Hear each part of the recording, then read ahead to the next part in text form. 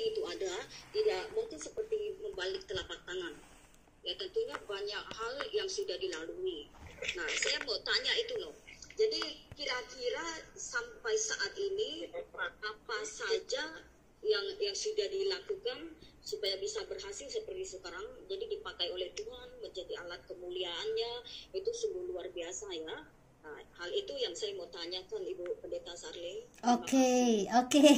Ibu Silvi dari Kalimantan Barat. Boleh juga fasilitator pendoa syafaat wanita Indonesia tapi di Kalimantan Barat.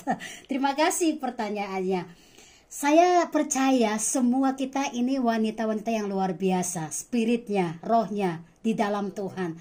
Tapi memang proses-proses itu sebenarnya itu adalah ujian kekayaan kita. Makanya saya katakan tadi kata kecil, ucapan terima kasih itu sebenarnya melatih karakter kita menjadi orang yang rendah hati untuk selalu bersyukur walaupun harus melewati banyak ujian.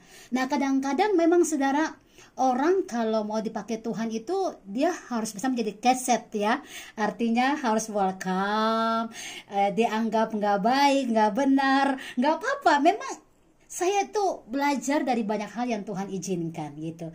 Tuhan izinkan. Jadi gini, jangan pernah saudara merasa bahwa ujian itu hanya sebuah hal yang mengapa kok aku diuji? Bukankah aku udah sering berdoa, baca firman, melayani engkau? No, jangan. Karena itu hanya bagi orang-orang yang belum bertumbuh dalam Tuhan. Saya percaya semua kita di sini udah bertumbuh dalam Tuhan. Jadi yang kita harus taruh di pikiran kita adalah Tuhan, berikan aku kekuatan untuk bisa melalui semuanya. Karena Alkitab berkata pencobaan yang kamu alami tidak melebihi kekuatanmu. Jadi itu kuncinya untuk kita harus kuat gitu loh. Pencobaan yang kita lalui tidak akan melebihi kekuatan kita karena Allah kita adalah Allah yang adil, yang penuh kasih. Dia akan berikan jalan keluar bagi kita saat kita menghadapi semua ujian. Nah, memang direspon. Respon itu yang selalu adalah bagian yang paling terpenting yang membuat kita itu bisa terus naik level atau kita gagal mulai dari nol lagi. Contoh sederhana sekali, saya lihat diri saya sendiri. Tuhan, berikan aku roh yang penuh dengan pengertian. Kadang kita berdoa seperti itu ya. Kasih aku roh pengertian. Sebagai seorang pemimpin dalam gereja, dalam pelayanan kita atau ibu rumah tangga, kita selalu berdoa minta Tuhan kasih saya roh pengertian. Dan tiba-tiba habis doa nggak berapa jam kita diuji dengan banyak hal yang selalu bisa negatif di pikiran kita. Nah, kita ingat di pagi tadi kita doanya apa? Ada roh pengertian.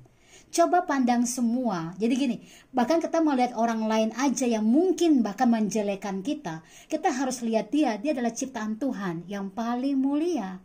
Kalau kita punya pandangan seperti itu, saya rasa kita tidak akan punya pikiran yang negatif. Karena semua ciptaan Tuhan itu baik adanya, tidak ada yang tidak baik. Tapi dia akan belajar melihat karakter kita kalau kita memunculkan itu dengan sikap hati yang benar, sikap hati yang dewasa, ada roh pengertian. Ini paling penting. Jadi kalau saudara melewati masa-masa yang sukar, ingat, segala sesuatu yang terjadi itu mendatangkan kebaikan bagi saudara yang mengasihi Tuhan. Nilainya di situ. Nah, waktu kita berdoa, menyembah Tuhan, sampai pernah nggak saudara doa itu sampai sudah nggak bisa ngomong apa-apa, hanya bisa crying out, nangis.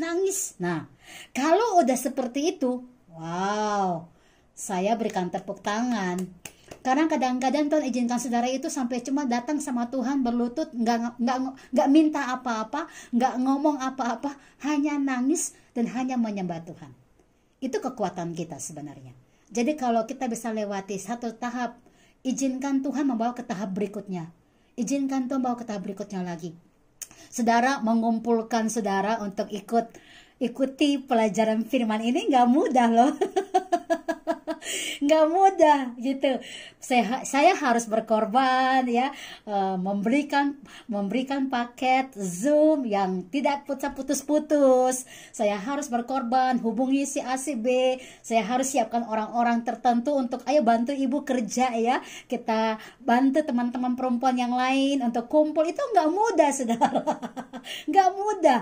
Tetapi dengan roh doa, kadang-kadang saya harus menabur di kiri di kanan sementara saya butuh. Ini okay, itu bagian penting. Kalau kita belajar berkorban, kita belajar karena Tuhan sudah berkorban terlebih dahulu buat kita. Itu luar biasa. Jadi kalau kita bisa berkorban, itu is not about us, about me, bukan karena kita, tapi memang karena Tuhan sudah berkorban terlebih dahulu. Jadi pemahaman tentang pemikiran-pemikiran seperti ini yang perlu ditanam. Karena kalau kita semakin tanam pemikiran seperti itu, kita bisa kuat melewati semua apapun yang Tuhan izinkan terjadi. Nah,